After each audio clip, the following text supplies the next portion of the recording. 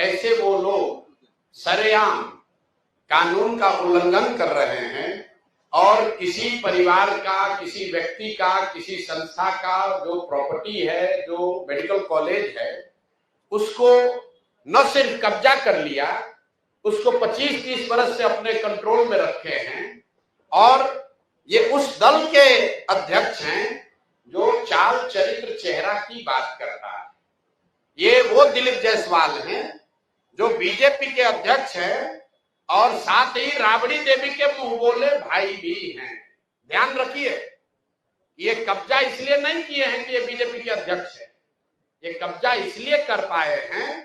कि हमाम में सब नंगे, ये सारे नेता एक साथ मिलके, जिसमें राजद के लोग भी शामिल हैं और जिसमें भाजपा के लोग भी शामिल हैं। सुबह शाम राजद का नेतृत्व ये कह रहा है कि हम लोग भाजपा से लड़ाई लड़ रहे हैं और भाजपा का अध्यक्ष, राज्य का अध्यक्ष, उसने एक सिखों के कॉलेज को जबरदस्ती कब्जा किया हुआ है। उसको राजद की इतनी बड़ी नेत्री राबड़ी देवी कह रही कि मेरा मुंह बोला भाई है,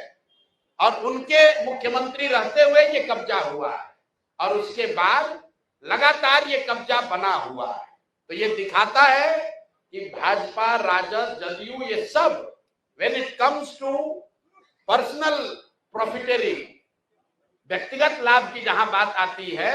तो ये सब लोग आपस में मिल जाते हैं। आपने सरदार मौलेश्वर सिंह के बच्चों से सुना, लीगल स्थिति आपने सुनी। भाई, जो व्यक्ति उस कॉलेज में क्लर्क भी बाद में बने, पहले जो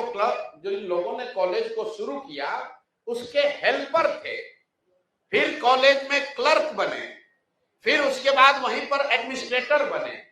फिर उन्होंने ट्रस्टी जो था उसी को हटा दिया, खुद ही मैनेजिंग ट्रस्टी या डायरेक्टर बन गए, अपने बेटे को ला दिया, अपने बहू को डाल दिया और जो लोग भी ओरिजिनल बनाने वाले थे सबको हटा दिया। उन्होंने जो किया ये तो बहुत गंभीर विषय है, लेकिन आपके हमारे लिए गंभीर विषय ये है कि बिहार में 25 साल से ये चीज चल रहा है, आज तक न किसी ने आवाज उठाई, न उन पर कोई कार्रवाई हुई,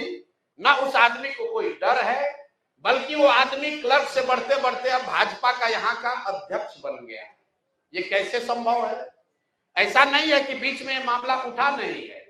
एक व्यक्ति राजेश शाह की इसमें संदिग्ध हत्या भी हुई है, उस पर केस भी हुआ है। उस परिवार के लोग मुख्यमंत्री के दरबार में नीतीश कुमार से आकर मिले हैं, नीतीश कुमार ने आज उस पर जांच की बात कही है और जिस एसपी ने साहब को, ये दिलीप जायसवाल को क्लीन चिट दिया है, अपेरेंटली उन्हीं की पत्नी के बारे में कहा जा रहा है कि उसको मेडिकल कॉलेज में एडमिशन देके उनको एमबीबीएस कराया गया। तो ये जो पूरा मॉडल है, इस कॉलेज का इस्तेमाल राजनीतिक लाभ और पैट्रोनेज के लिए खुलेआम 25 साल से किया जा रहा है। अब एक आंकड़ा सुनिए, 50 से ज्यादा पॉलिटिकल लोगों के परिवार के लोग, एक तो नहीं, 50 से ज्यादा अलग अलग पॉलिटिकल परिवार के लोग, उनके बच्चे, उनके परिवार के सदस्य बिना किसी एडमिशन टेस्ट के मैनेजमेंट कोटा से इस कॉलेज में उन्होंने एडमिशन लिया, वहां से मेडिकल की उनको डिग्री मिल गई और वो सब दिलीप जायसवाल को बचाने और मदद करने में लगे रहे। जब भी पिछले 25 वर्ष में दिलीप जायसवाल को कोई परेशानी हुई, जिससे भी परेशानी हुई, उस व्यक्ति को, वो चाहे राजनीतिक नेता था या पत्रकार था, पुलिस वाला था, जुडिशरी का था, या तो उसको पैसे और बल से दबाया गया, अगर नहीं हुआ तो उसके परिवार में किसी आदमी को मेडिकल में सीट देकर इस आदमी ने मैनेज किया। और इतनी बड़ी बात 25-30 साल से लगातार चल रही है और किसी की हिम्मत नहीं है कि दिलीप जायसवाल पर सवाल उठाए। तो जन सुराज ने तय किया है कि हम लोग इस मामले को न सिर्फ उठाएंगे बल्कि इसको समाज में, जनता के बीच रखेंगे। जैसा गिरी जी ने बताया, इसकी लीगल लड़ाई लड़ेंगे, हर उस दरवाजे पर जाएंगे जहां पर इन्होंने अपने रसूख का इस्तेमाल करके कहीं ना कहीं धांधलेबाजी की है। ये अब इससे बच नहीं सकते हैं। मैंने ये एक छोटा सा बाइट दिया था, उसके बाद से दिलीप जायसवाल चुपचाप बैठे हुए। अब आपकी ये जिम्मेवारी है कि जितने आप लोग पत्रकार हैं, तो जो भी भाजपा का प्रवक्ता आता है या जो भाजपा का नेता है अपने को बहुत स्वस्थ चाल चरित्र चेहरा वाला बता रहा है, उससे जरा पूछिए कि भाई तुम्हारा अध्यक्ष उस पर सीधे सीधे गबन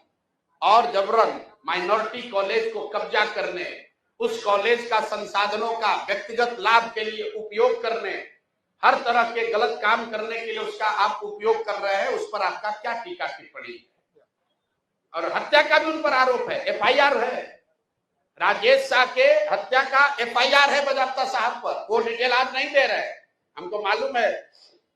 अभी ये लोग हल्ला मचाएंगे, तो अगला प्रेस कॉन्फ्रेंस में आपको वो भी डिटेल देंगे कि जो मैंने आपको बताया कि एक जो संदिग्ध हत्या हुई है इनके साथ रहने वाले व्यक्ति की, राजेश शाह की, उसकी बहन, उसके भाई, उसके माँ, वो 20 वर्ष से दौड़ रहे हैं, इंसाफ की मांग कर रहे हैं, अभी तक उस पर कोई कार्रवाई नहीं हुई है। कैसे उस केस को पूरा मैनिपुलेट किया गया। 2007 की ये घटना है।